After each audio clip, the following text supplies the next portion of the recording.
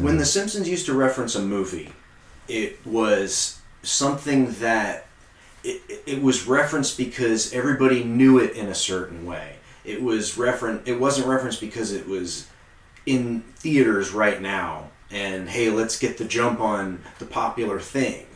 Because man, you can watch the past decade of South Park and all these things that no attention should have been ever paid to them.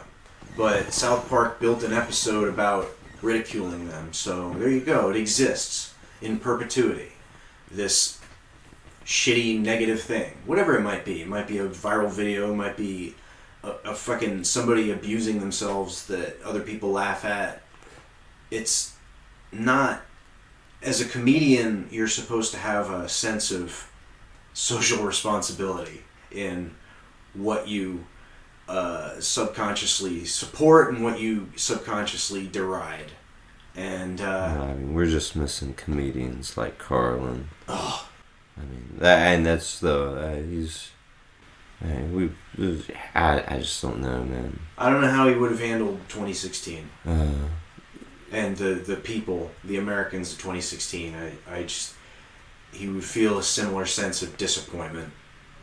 I can't. I mean, I'd imagine he'd have set himself on fire by now. Yeah. Just the idea that people have capitulated to the things that they've capitulated to. I have to break away from it to keep from throwing up all the time. Yeah, we're not gonna go down that road. No. Just Farvig Nugan. Yeah, it's a shame that we can't see the outside. Nah. Looks like it got dark for a minute, but yeah, I have a little tiny triangular window that I can see out of, just enough to tell whether it's sunny or raining. And right now it's as beautiful out. It's just I like, it's different being in the cave like this. Yeah. This is The computer keeps going to the screensaver or whatever you call it. When it goes black, it's like it's out of shame. Like I'm not supposed to be in here. I don't feel at home in here. Yeah. This is a non-computer room, folks. It's all typewriters and books. No joke. I got some CDs. But you have to. Yeah, I got the CD there's an player. iPod, yeah. Well, yeah, I mean... There is an iPod. Yeah, look, it's not... It's a jukebox. Let's not be pedantic. Let's think of it as a jukebox. But that's it. Beyond that. Yeah. There's not room enough for a real jukebox. There are more typewriters in here than you see in most places, I think. 7? Is it 7 or 8? 7. I've got the 8. Well, 8. 9. Holy shit, 9. 9 typewriters. 4, 5... 7, 9, yeah. There's got to be a avant-garde composition by some composer that has to be performed on 9 typewriters. It's featured on some songs, I'm sure. Yeah. It's not I mean, it's funny, man. The older ones sound the best. Yeah. I don't know. I just am... I've grown too suspicious when the control is taken away. I mean, granted, I watch, or I listen to music on YouTube, so, but even then, I'm exerting a certain amount of control. I'm controlling what I listen to. It just seems that iTunes and they just got weirdly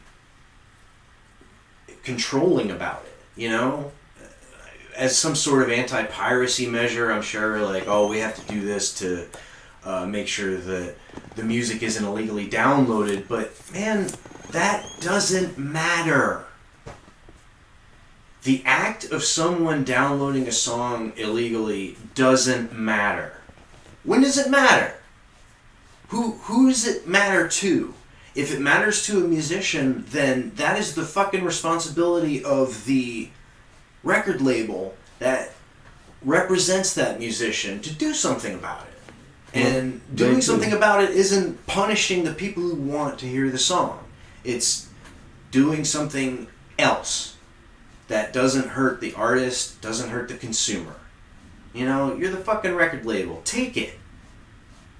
Yeah, but if they have to eat it, then the artists ultimately have to eat it. Yeah, I don't feel that an artist should ever have to fucking eat any financial shit.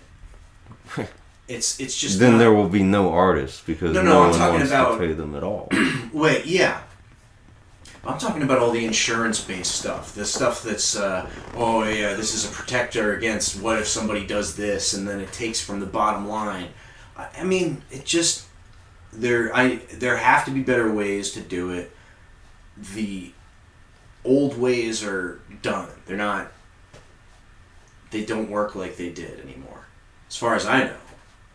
It doesn't seem to work that way as far as A&R and it's like I talked about this already, I think, where you have Marvel and DC, you have the two comic companies that it all came from the same place. It all came from the same delegation of tasks and advertising to create a periodical.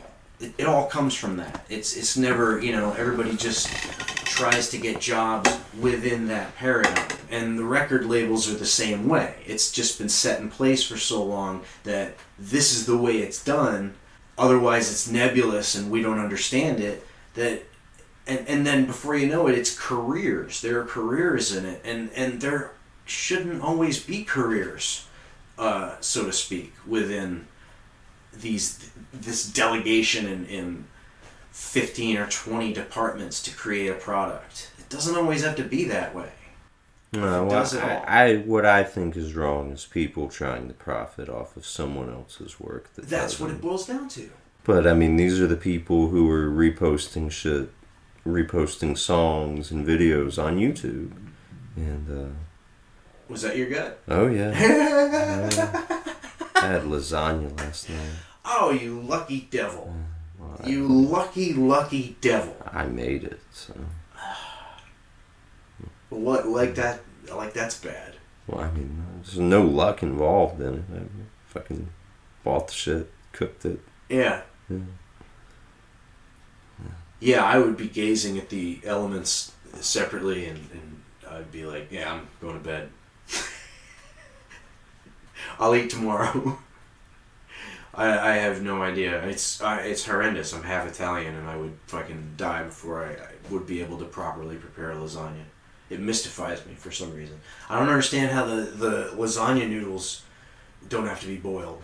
I don't understand that. Well, most of them do. They do? Yeah. Most of them do. Okay, this explains some things. Yeah. And that's the hard part about the lasagnas. Making your noodles so they're not overdone, but done enough, and then letting them cool so that you can work with them without breaking them and without them sticking to each other. And without them being slippery. Well, I mean, they're going to be slippery. Which most people, I mean, serious chefs of lasagna have pasta drying racks. Yeah. Move it and let it cool off before they try to layer it. Well, isn't that what made the little bent parts on the... No. No? Nah. Have you ever made pasta? Fresh pasta? My great-grandmother did. I've made pasta. She had the nice chrome. It looks like a beautiful musical instrument that bolts to the table, and you know what I'm talking about. And you crank out. I don't have anything like that. I hand mixed mine. Yeah. Yeah. But yeah, I mean, and then you can do whatever you like to it. You can make your ravioli. I made ravioli with mine. Or you can do. I like the orecchiette. The shell. Man, there's just a million types of pasta I love. I love raviolis. I love tortellini. It's pasta. Yeah. But yeah, I mean, if I could get into making my own pasta all the time, that would be nice. Because it makes the store-bought stuff taste like shit. Yeah. Even the stuff that comes in the cooler, it's better than. So I gotta get something to drink. We want to do the taste test? Sure. Alright, so... shall I pause it, or do we want to roll with silence? No, wait. Pause it. Pause it. Alright.